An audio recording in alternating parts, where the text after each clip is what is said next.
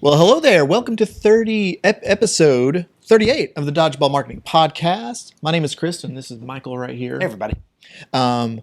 Today's topic is about planning content strategies. When we talk about SEO, we talk a lot about like actually doing the things, right? Writing the content, writing the blog posts, et cetera, et cetera, et cetera. Before you do any of that, you need to actually plan what you're going to do, map it out, put it on a calendar. So we're gonna cover 5 questions to ask when planning a content strategy. So these are good kind of foundational things to get you moving in the right direction, get you going with strategy, so you can actually implement something that works and that matters. So you're not just out there just spraying content into the air. Yeah.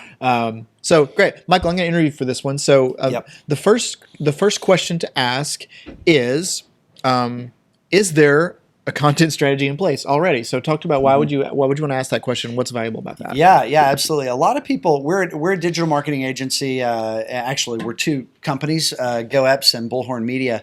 But a lot of what we experience with people reaching out to us is when there's been a changing of the guard. Usually it's like a new marketing executive moves into a role and they're kind of doing a fresh take on who the vendors are they're working with. And so we always say, well, let's ask first, is there, and they'll come to us and say, hey, we want to do SEO, we want to do inbound content marketing. And so we'll often ask, is there a strategy in place now, or what's been in place in the past? And if the answer is yes, we'll try to take a look at it, see where they've been. Sometimes the service mix or the focus has changed, or something was planned but wasn't executed. But then we'll actually just put together a strategy. We'll say, hey, we think, and we generally do this during the sales process. We don't try to sell strategy. We usually sell execution. And so during the sales process of us gaining a new client, we'll say, yeah, we think that it would be good for you to have 2 ebooks a month, 4 new blog posts a month. We're going to recycle these over to email and social, and then maybe 2 videos per month that are going to happen, and you're going to generate them in this way. And so putting together a plan, and we for us, all this comes together in an editorial schedule. And so that sort of creates one place to tie in everything that you're doing. And we try to do 1 row for every single new item that's going to hit the internet. So if it's a blog post, that's a row, and we're tracking it as sort of almost like a ticketing system. But we just do this in a spreadsheet. And that way you can sort by pub date, the publication date, or you can sort by the format if you want to look at, okay, what are the emails we have planned? But it creates a little bit of a framework for topic planning so that you can do this one very important thing. You can look at the services and the areas that you offer, that you're promoting, and you can weight your content planning against those services. Because if you just try to rotate through everything, that might not really be the right weighting. Equal weighting may not be the right thing. It may be better to say, well, most of our business is this. Whatever most of your business is, or where you're trying to grow, that should be the weight and the focus. But you also need to make sure you're telling the internet that you do the other things that you do that you've generally taken for granted that people would find you for. So yeah, having a content strategy, knowing what's been in place in the past, what you're doing now, and where you want to go going forward, that's something that we do quite a bit. And it's extremely important to get it all in one view. Yeah, perfect. Number 2, I like this one, by the way. Does the site feel sterile or human? We're writing for humans, not just robots, right? Yeah. We do a lot of lead generation for what I would just call big ticket B2B sales. We do a lot of work for healthcare products and services that are things for the healthcare industry. Think cybersecurity, or even high-end technology and development environment consulting.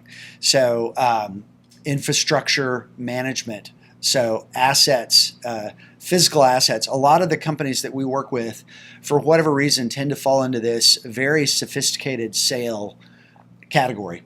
What we have found is that often engineers want to publish material and content that feels a lot like a technical spec. They're very interested in sort of showing what's different and unique.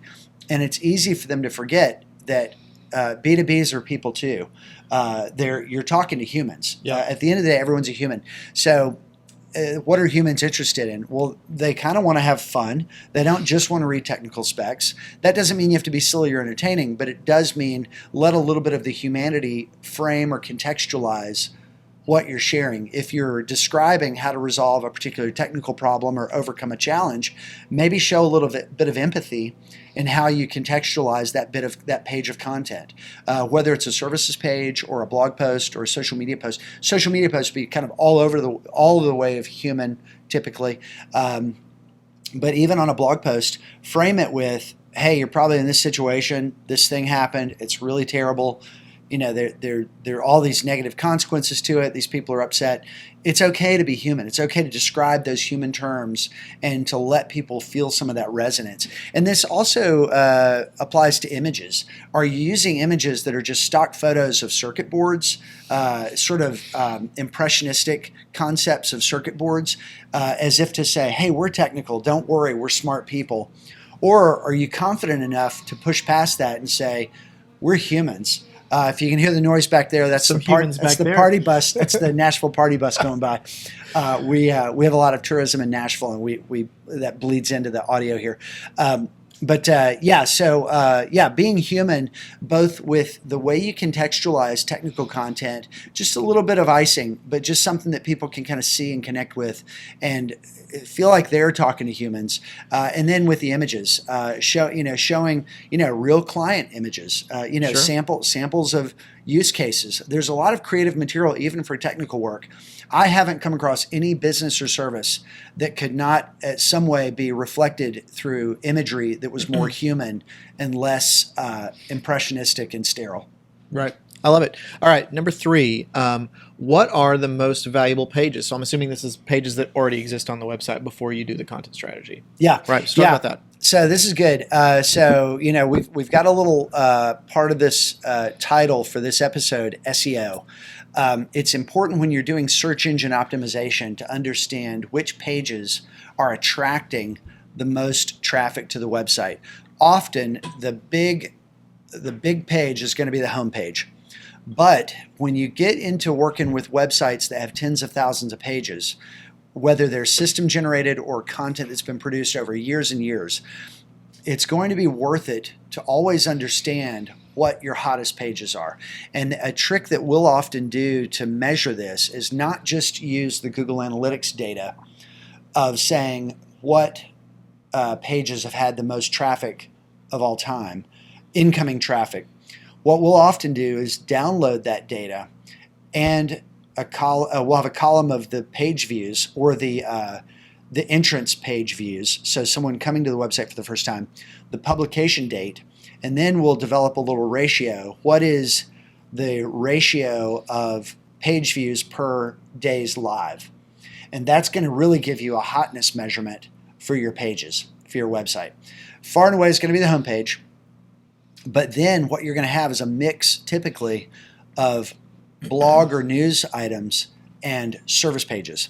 Yep. And this is going to help you understand for service pages which items, if you want to be practical about it and just do more of what's working, this is going to help you understand which items to move higher in a top nav if it's in a drop-down menu, or further to the left in a top nav for a desktop view. I like that, yeah. So optimizing your top nav, and I'd say the same thing for like footer nav, and I'll talk a little bit more about footer with this, but optimizing items in your nav. Also, it's going to tell you in your blog strategy or your supporting content strategy which things have gotten traction, and that's typically in our experience when there's a lot of data, a lot of content that's been published over the years. It's going to show you some areas where there's actually been really low competition, and you've been able to pop to the top. And so I think that's a good indicator of where to say, hey, why don't we have any hot posts related to our top services, and to actually kind of take your top services and say, we're going to come up with some, I call it a lightning rod strategy. We're going to come up with some lightning rod topics. And a good way to do this is to think in terms of evergreen things, like 5 things to consider when hiring a cybersecurity firm. That's like an evergreen topic that's kind of universal, and it's built around the pain point that your audience is going to have to know when to hire. And so, thinking about and measuring those most valuable pages is the roadmap to doing those things. Yeah. And then real quick on footer, sometimes I like to do a repeat of the nav in the footer, and to kind of mix it up a little bit. Take the items that are in the top nav, but then take some of these hot topics and just rotate them in so that there's an alternative view of, hey, everybody, here's who we are. And that also gets a lot of good keywords into the footer and pointed to all those pages because the footer's in every website, every page on the website. Right. Yeah. Love it. Okay. So number 4 is the content questions you can ask when planning a content strategy. Is the content compelling on the key pages? So we just talked about the key pages here, most valuable pages. Talk a bit about how do we know if the content is compelling or not? What are some ways to think about what makes compelling content? This is great. Yeah, this is a really fertile area for improving.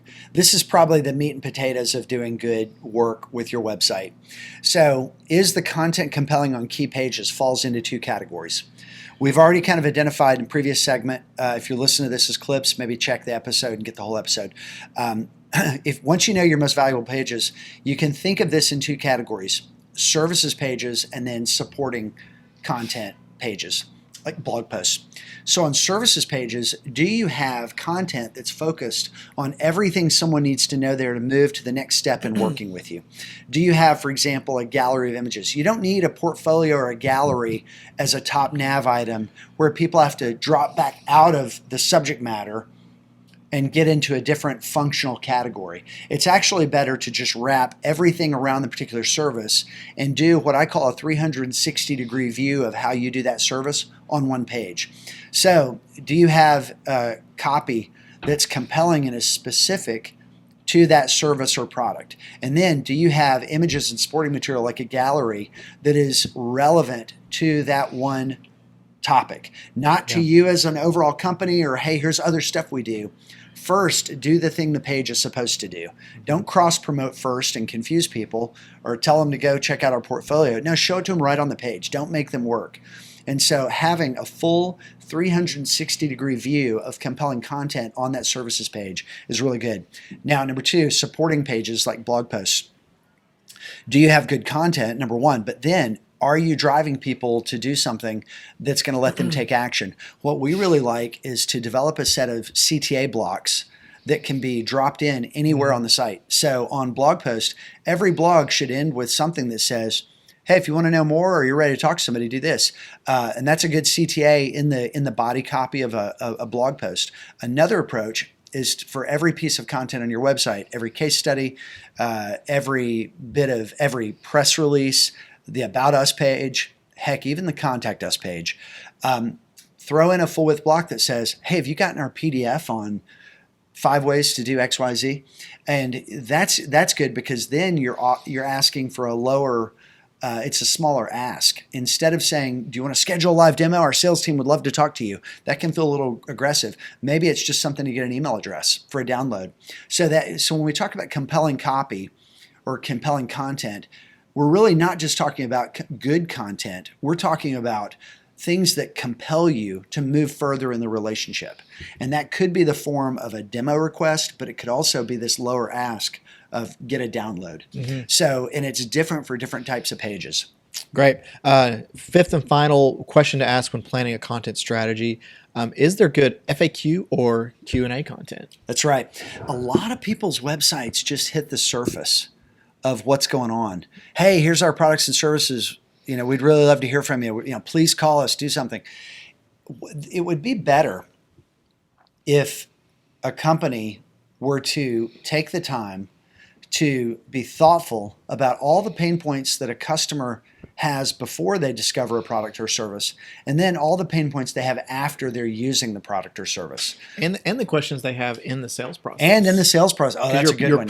You're pre-selling them when you do Q&A content. Yeah, so when you do Q&A content or FAQ content, anything interactive, there are a couple of things about it that are really unique. Number 1, it's really good SEO material just to have on your website in terms of the richness of the content, actually solving direct problems people have. Number 2, this format of content, Google really likes FAQ material. We've been using it in special types of markup to tag it and say, hey, Google, if you have somebody who's asking just this specific question, here's a chunk of copy that you can count on as a really tight answer to that question. And so this FAQ format's really good for schema markup to show up in what we call search position 0 in search results. And so, yeah, we really recommend developing a robust sense of interactive, rich content that hits all point in the sales funnel before and after the sale. Yeah, perfect. Yeah. Okay, that's all we have for you. 5 questions to ask when planning a content strategy. Hopefully, if you're